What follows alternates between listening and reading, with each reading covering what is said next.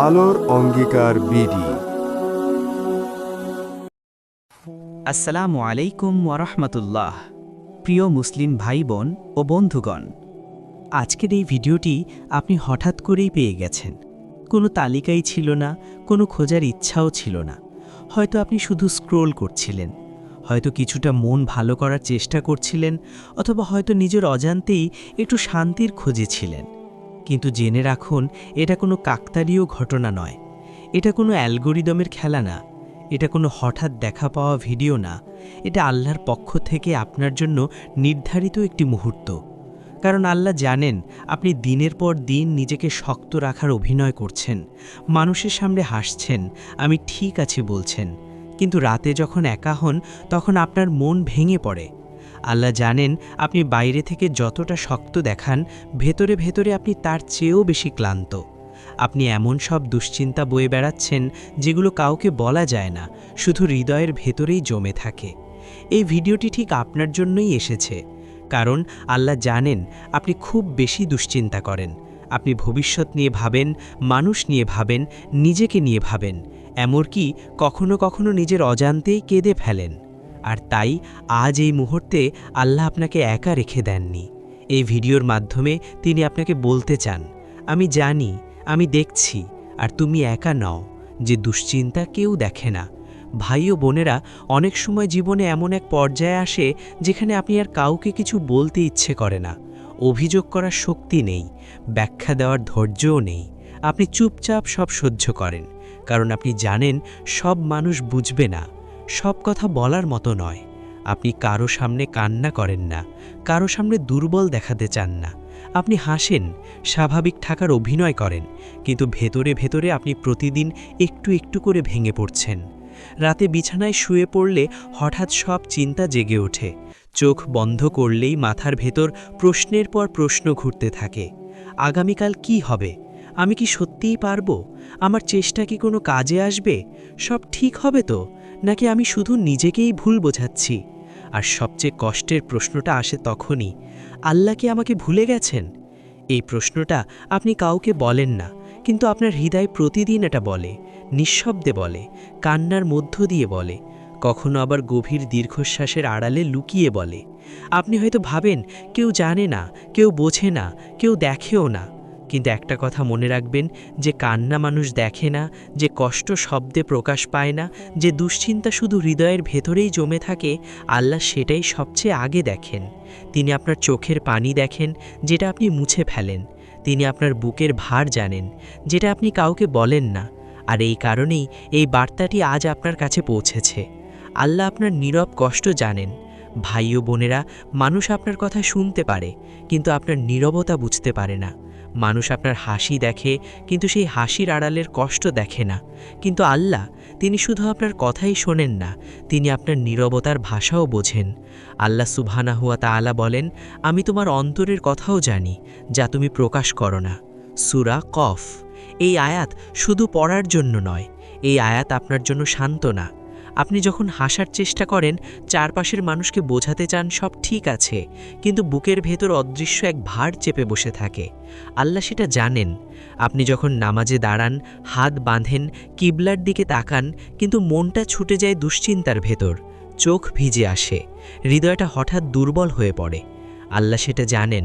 আপনি যখন কাউকে বলেন আমি ঠিক আছি, শুধু এই জন্য যে আর কাউকে বোঝাতে ইচ্ছে করে না, আর কাউকে আপনার কষ্টের ভার দিতে চান না, কিন্তু ভেতরে ভেতরে আপনি ঠিক থাকেন না, আল্লাহ তখনও জানেন।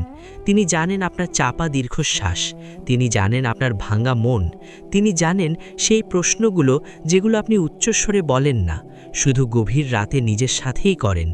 মনে রাখবেন, আপনার এমন কোনো কষ্ট নেই যা আল্লাহ অজানা, আপনার এমন কোনো দুশ্চিন্তা নেই যার হিসাব আসমানে লেখা নেই। আর তাই আপনি আজ একা নন, আপনি অবহেলিত নন, আপনি ভুলে যাওয়া কেউ নন। এই নীরব কষ্ট আল্লাহ দেখছেন, আর তিনি চুপ করে দেখছেন না, তিনি ব্যবস্থা করছেন। দুশ্চিন্তা মানে ঈমান নেই, এটা সত্য নয়। ভাই ও বোনেরা, অনেক সময় শয়তান আমাদের মনে একটি ভুল ধারণা ঢুকিয়ে দেয়। সে ফিসফিস করে বলে, তুমি এত দুশ্চিন্তা করছো কেন? তোমার কি ঈমান কম? এই প্রশ্নটা আপনার হৃদয়কে আরও ভারী করে তোলে, কারণ আপনি তো চেষ্টা করছেন, নামাজ পড়ছেন, দোয়া করছেন, আল্লাহর উপর ভরসা রাখতে চাইছেন, তবুও দুশ্চিন্তা যাচ্ছে না। তখন মনে হয়, আমি কি সত্যিই দুর্বল? আমি কি আল্লাহর উপর ঠিকভাবে ভরসা করতে পারছি না? শুনুন ভাই, শুনুন বোন, দুশ্চিন্তা হওয়া মানেই ঈমান নেই, এটা সত্য নয়। আর দুশ্চিন্তা হওয়া মানেই আপনি ব্যর্থও নন। নবী সাল্লাল্লাহু আলাইহি ওয়াসাল্লাম, যিনি ছিলেন সবচেয়ে শক্ত ঈমানের অধিকারী, সবচেয়ে আল্লাহর নিকটবর্তী বান্দা, তিনিও কষ্ট পেয়েছেন, তিনিও দুঃখ পেয়েছেন, তিনিও হতাশ হয়েছেন, এমনকি অশ্রুও ঝরিয়েছেন। তাই কষ্ট পাওয়া, মন ভারী হওয়া, দুশ্চিন্তা আসা, এগুলো মানুষ হওয়ারই অংশ। কিন্তু পার্থক্যটা এখানেই।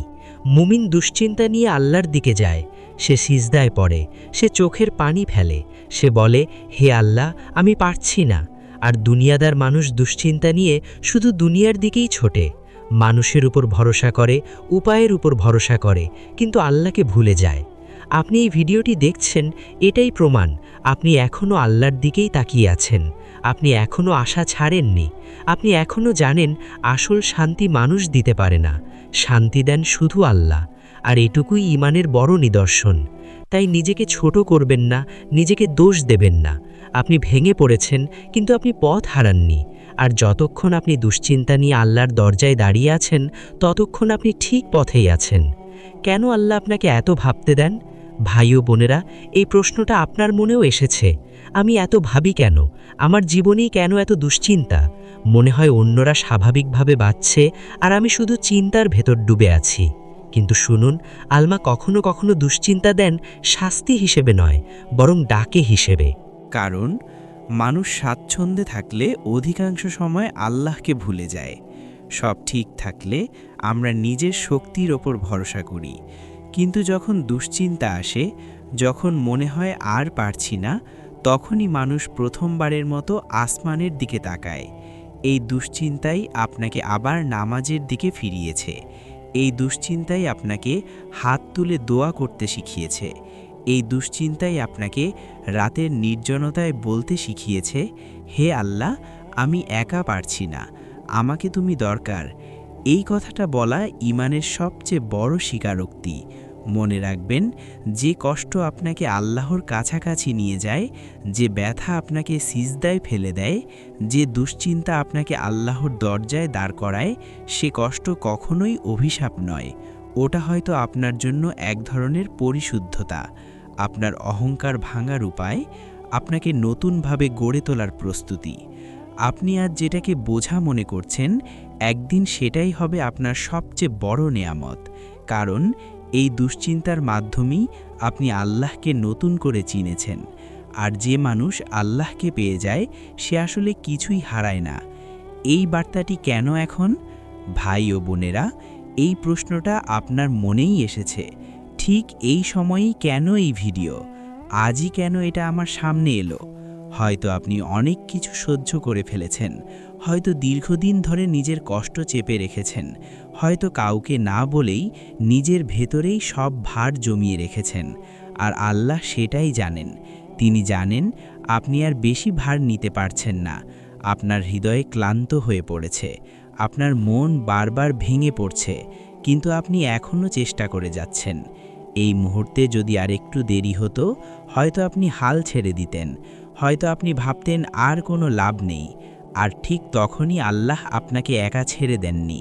এই বার্তাটি এখন এসেছে, কারণ আল্লাহ জানেন এখনই আপনার আশ্বাস দরকার, এখনই আপনার শান্তির দরকার, এখনই আপনার হৃদয়কে কেউ বলুক, তুমি একা নও। তাই আজ আল্লাহ আপনাকে বলছেন, চিন্তা করো না, আমি আছি, আমি সব দেখছি। তোমার অশ্রু, তোমার দীর্ঘশ্বাস, তোমার নীরবতা, আমি কাজ করছি। তুমি বুঝতে না পারলেও, তুমি ফল না দেখলেও। আপনার জীবনে যা ঘটছে, সব কিছু এলোমেলো মনে হলেও আল্লাহর কাছে কিছুই এলোমেলো নাই। যে দরজা বন্ধ হচ্ছে, সেটার পেছনেও হিকমা আছে। যে দেরি হচ্ছে, সেটার মাঝেও রহমত আছে। আপনি শুধু বিশ্বাস রাখুন, কারণ যখন আল্লাহ বলেন আমি আছি, তখন আর কিছু হারিয়ে যায় না। আল্লাহর উপর ভরসা মানে কি? ভাই ও বোনেরা, অনেকেই ভরসার অর্থ ভুল বোঝে। অনেকে ভাবে যদি আল্লাহর ওপর ভরসা থাকে তাহলে তো কষ্ট থাকার কথা না, কিন্তু বাস্তবতা এটা নয়। ভরসা মানে এই না আপনার জীবনে কষ্ট আসবে না। ভরসা মানে এই না সব কিছু আপনার ইচ্ছে মতোই হবে। ভরসা মানে হলো কষ্টের মাঝেও এই বিশ্বাস রাখা যে আল্লাহ ভুল করছেন না। যে কষ্টটা আজ বুঝতে পারছেন না সেটারও একটা হিকমা আছে। ভরসা মানে হলো আপনি চেষ্টা করবেন, পরিশ্রম করবেন, নিজের সর্বোচ্চটা দেবেন, তারপর ফলাফলের ভার আল্লাহর হাতে ছেড়ে দেবেন। কারণ আল্লাহ নিজেই বলেছেন যে আল্লাহর উপর ভরসা করে আল্লাহই তার জন্য যথেষ্ট। এই কথার মানে খুব গভীর। মানে আপনি যখন আল্লাহকে যথেষ্ট মনে করেন তখন আর দুনিয়ার কিছুই আপনাকে ভাঙতে পারে না। মানুষ পাশে থাকুক বা না থাকুক, পরিস্থিতি অনুকূলে আসুক বা না আসুক, আপনি জানেন আল্লাহ আছেন। আপনার কাজ শুধু চেষ্টা করা, নিজের দায়িত্ব থেকে পালানো না, হাল ছেড়ে দেওয়া না। আর বাকিটা যা আপনার নিয়ন্ত্রণে নেই সেটা আল্লাহর হাতে ছেড়ে দেওয়া। মনে রাখবেন, যা আপনার জন্য সত্যিই ভালো তা আপনাকে খুঁজে নেবেই। আর যা আপনার ক্ষতি করত, যদিও আপনি সেটা খুব চাইতেন, আল্লাহ সেটাকে সরিয়েই দেবেন। হয়তো আজ আপনি বুঝতে পারছেন না, হয়তো আজ কষ্ট লাগছে, কিন্তু একদিন আপনি পেছনে ফিরে তাকিয়ে বলবেন, হে আল্লাহ, তুমি আমাকে বাঁচিয়েছ। যেটাকে আমি তখন নেয়ামত ভেবেছিলাম, কিন্তু সেটা আসলে পরীক্ষা ছিল। এটাই তাওয়াক্কুল, এটাই আল্লাহর ওপর সত্যিকারের ভরসা। আজকের জন্য একটি ছোট আমল। ভাই ও বোনেরা, এই ভিডিওটি শেষ হওয়ার পর তাড়াহুড়ো করবেন না, সরাসরি উঠে যাবেন না। আরেকটু সময় নিজেকে দিন, একটু নীরবে বসুন, চারপাশের শব্দগুলোকে ধীরে ধীরে থামতে দিন, হৃদয়ের ভেতরের অস্থিরতাকে একটু শান্ত হতে দিন। তারপর আল্লাহর দিকে ফিরুন, হাত দুটি ধীরে তুলে ধরুন। কোনো সাজানো ভাষা দরকার নেই, কোনো বড় বড় বাক্যের প্রয়োজন নেই, শুধু সত্যটা বলুন। চোখ ভিজে এলে থামাবেন না, কণ্ঠ কেঁপে উঠলেও ভয় পাবেন না, কারণ এই মুহূর্তে আপনি আল্লাহর সামনে আছেন। আর শুধু এটুকু বলুন, হে আল্লাহ, তুমি আমার মনের ভার জানো, তুমি জানো আমি কতটা ক্লান্ত, আমি আর পারছি না, তুমি আমাকে সামলে নাও। এই কথাগুলো খুব সাধারণ মনে হতে পারে, কিন্তু আসমানে এগুলো খুব ভারী, কারণ আল্লাহ সেই দোয়া ভালোবাসেন যেখানে বান্দা নিজের শক্তি ছেড়ে দেয় আর আল্লাহর শক্তির ওপর ভরসা রাখে। মনে রাখবেন, এই দোয়া আল্লাহ কখনো ফিরিয়ে দেন না। হয়তো সাথে সাথে উত্তর দেন না, কিন্তু তিনি উপেক্ষা করেন না। তিনি হয় আপনার কষ্ট হালকা করেন, নয়তো আপনাকে সেই কষ্ট সহ্য করার শক্তি দেন। আর দুটোই রহমত।